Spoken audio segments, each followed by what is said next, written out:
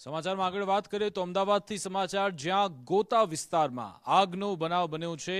ગોતામાં sub registrar કચેરીમાં આગનો બનાવ બનતા ફાયર વિભાગની ટીમ ઘટના સ્થળે પહોંચી હતી અને આગ પર કાબુ મેળવવાનો પ્રયત્ન કરવામાં આવ્યો। ફાયર વિભાગે આગ પર કાબુ મેળવી લીધો છે। ઇલેક્ટ્રિક રૂમમાં શોર્ટ સર્કિટના કારણે આગ લાગી હતી।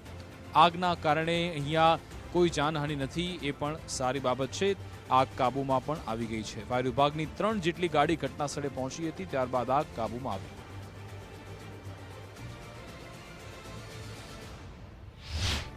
અત્યારે સબ રજિસ્ટ્રાર ઓફિસ 16માં લાગી હતી।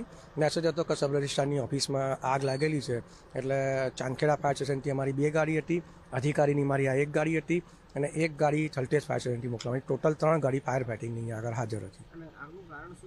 આગનું કારણ અમે એવું હતું, એમને પૂછતાછ કરી પ્રાથમિક, તો એ લોકો એવું કીધું કે સાહેબ અચાનક જ ત્યાં મૂતળીની બાજુમાં જે ઇલેક્ટ્રિક રૂમ હતો ત્યાં શોર્ટ સર્કિટ થયું હતું।